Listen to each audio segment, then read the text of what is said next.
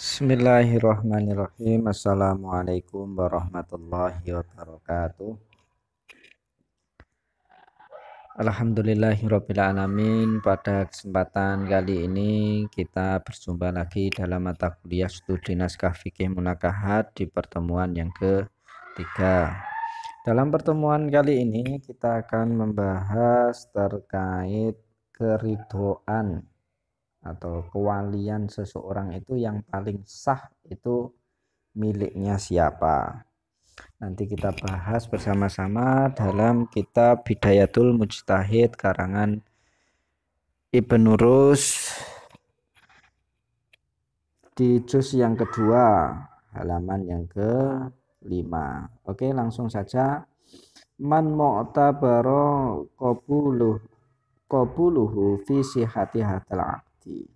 Siapa yang keridhoannya itu paling diakui dalam akad ini, fi hadzal aqdi. Dalam hal ini dijelaskan yaitu ada dua pendapat alal dzarbaini. Ahaduhuma yu'tabaru fihi ridul mutahhina anfusahuma. Akni syaus wa sausah. Ima ma'al wali wa ima dunahu ala madhabi min malayashtaritul wali firidul mar'ati al-malikiyah amara nafsaha. Wasani yu'tabaru fihi ridahul awliya'u faqat. Jadi ada dua pendapat, yaitu siapakah keridhoannya yang diakui dalam akad ini. Ini yang pertama itu mengatakan keridhaan kedua orang yang akan melakukan pernikahan itu sendiri. Yaitu ridhonya itu adalah, maksudnya itu adalah kemauan dari pasangan tersebut antara suami dan istri. Suami, istri kalau di sini ya. Antara zauj wa zaujah.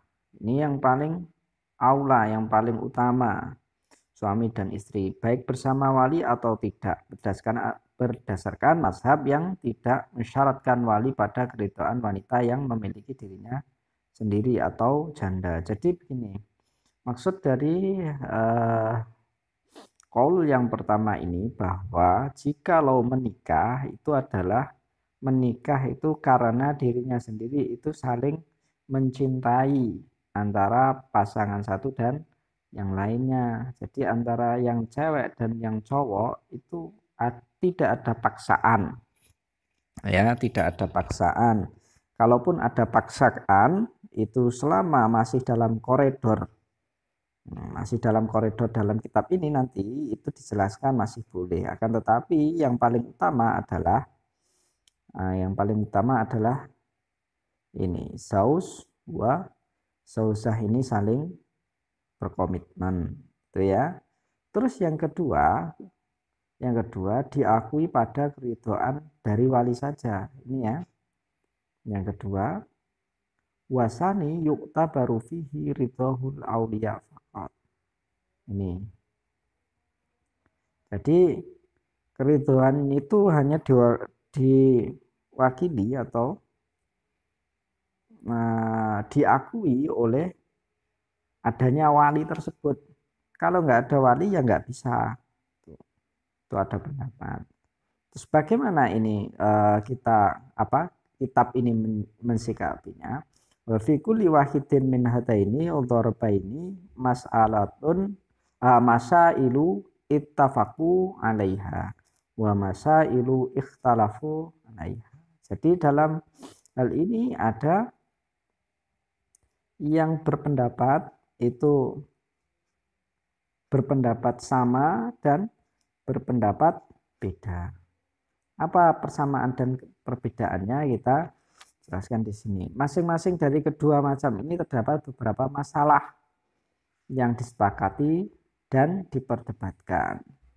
Oke, yang pertama yaitu terkait dengan ar-rijal Nah, ar-rijalu atau laki-laki, imma ar-rijalu al-baliguna al-akhraru al-malikuna li amri anfusihim fa innahum ittafaqu ala ishtarata ridahum. Jadi kalau laki-laki bagaimana? Tentang para laki-laki dewasa merdeka yang bisa mengurus dirinya, para ulama bersepakat bahwa keridoannya dan penerimaannya mereka merupakan syarat sahnya nikah. Jadi ridhonya seseorang laki-laki itu dan penerimaannya terhadap perempuan itu merupakan syarat sahnya nikah. Dan mereka itu yang disepakati. Dan yang tidak disepakati bahwa mereka berbeda pendapat mengenai apakah seseorang budak boleh dipaksa oleh tuannya dan orang yang mendapat wasiat memaksa orang dewasa yang dalam pengurusan atau tidak. Jadi yang pertama itu sepakat bahwa menerima seorang istri, ya, menerima dan ridho atas seorang istri itu semuanya berpendapat, semua ulama berpendapat. Tapi dalam hal itu perbudakan, kalau di sini kan sudah ada nggak? Kalau zaman sekarang kan sudah nggak ada perbudakan, ya. Itu tidak berbeda pendapat mengenai hal tersebut, yaitu boleh dipaksa oleh tuannya. Nah, yang kedua ini orang yang mendapat wasiat, contohnya bagaimana? Seorang bapaknya meninggal, terus kemudian berwasiat bahwa anak ini harus dinikahkan dengan ini. Itu mereka berpendapat, ya. Orang yang mendapat wasiat memaksa orang dewasa yang dalam pengurusannya atau tidak. Jadi mungkin Pak Puhnya, bapaknya meninggal, terus Pak Puhnya itu diberi wasiat, itu ya. Nah, ini berpendapat bahwa Malik berpendapat bahwa seorang tuan itu boleh memaksa budaknya untuk menikah dan dapat. Nah, dan pendapat ini dikemukakan oleh Abu Hanifah, ya. Nih.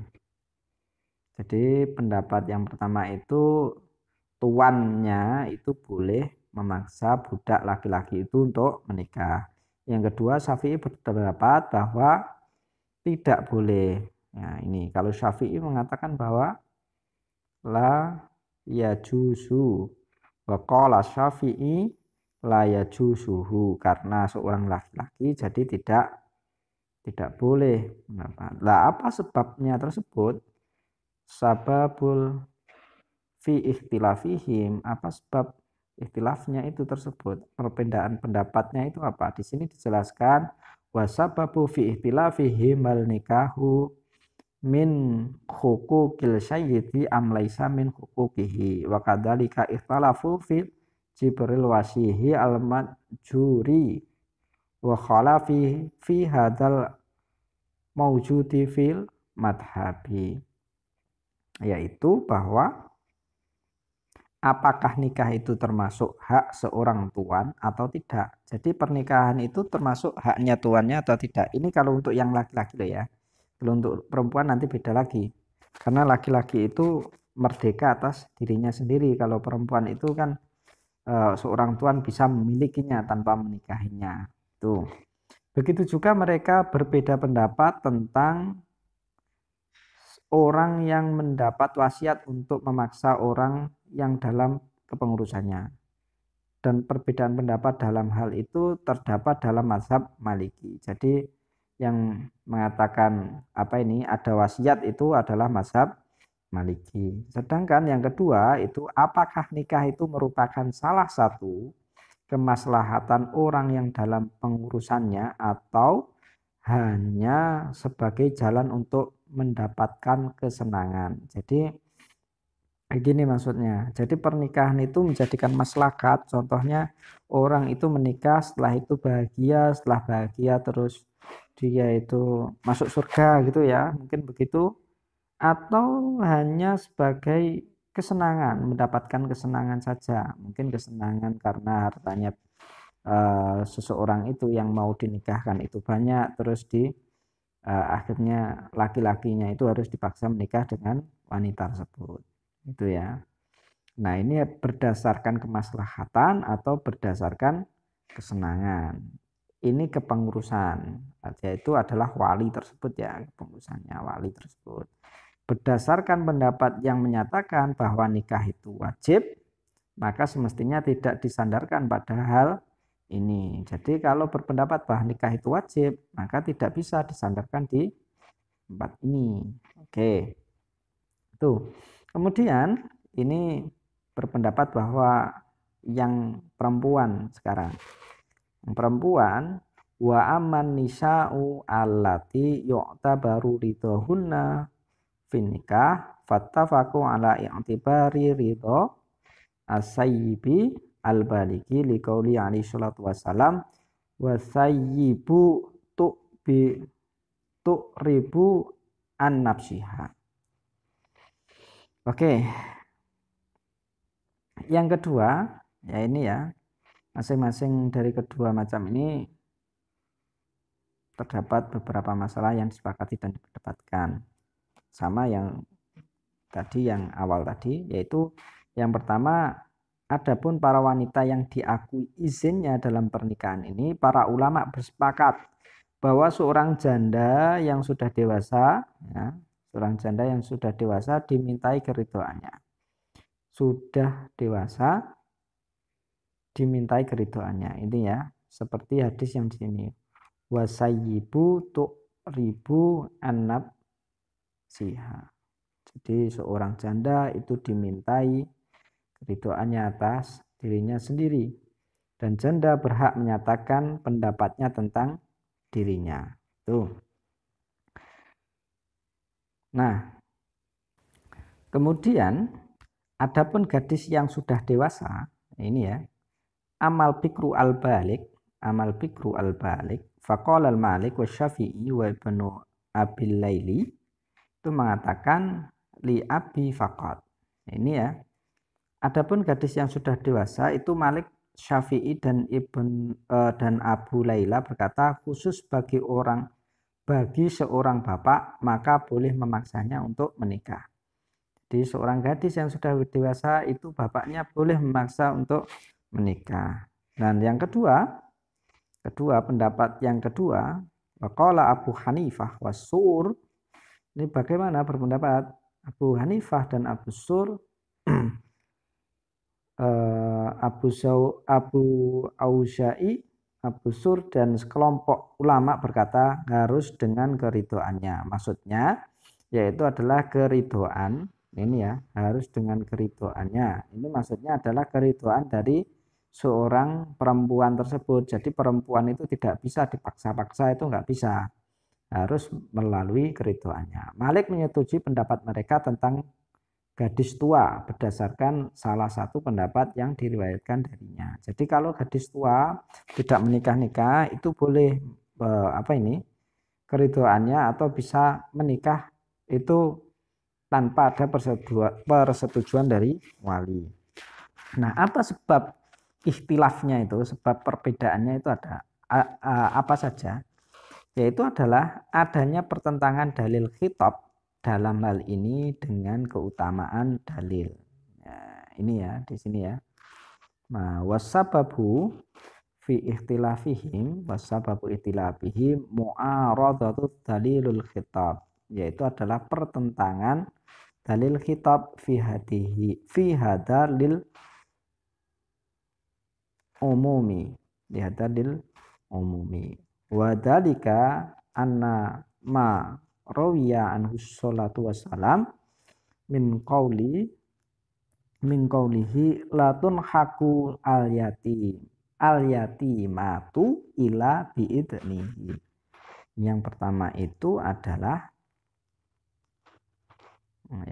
adalah seorang gadis yatim tidak boleh dinikahkan kecuali dengan izinnya. Ini dalil yang pertama. Dalil yang kedua yaitu adalah latun haku al yatimah illa biidniha. Yang kedua yaitu seorang gadis yatim dimintai pendapat tentang dirinya. Nah, tentang dirinya. Sedangkan yang dipahami darinya dengan dalil kitab yaitu bahwa gadis yang masih memiliki bapak berbeda dengan gadis yatim. Jadi gadis yatim itu adalah gadis yang mempunyai bapak atau sudah ditinggalkan oleh bapaknya. Jadi bapaknya hidup tapi dia ditinggalkan. Nah, itu perbedaannya. Terus yang ketiga itu adalah dan gadis yatim yang dimintai pendapat. Ya ini ya. Nih. Watus takmaru al yatimah fi nafsiha. Kharajahu Abu Dawud. Yang ketiga dan seorang gadis dimintai pendapat berdasarkan keutamaan hadis sur tersebut ya. Oke, sampai sini mungkin ada pertanyaan, nanti bisa disambung di forum diskusi kita. Untuk tugasnya nanti silahkan di-download di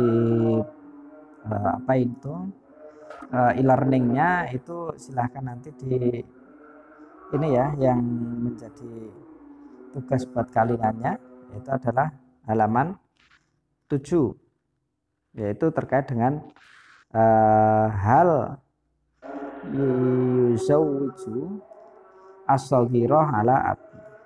Itu adalah apakah seorang anak kecil itu boleh dinikahkan paksa oleh bapaknya. Mungkin itu yang bisa saya sampaikan hari ini, kurang lebihnya saya mohon maaf. Ila liqa fi amanillah. Syukran ala husni timamikum wa akhiran. Assalamualaikum warahmatullahi wabarakatuh.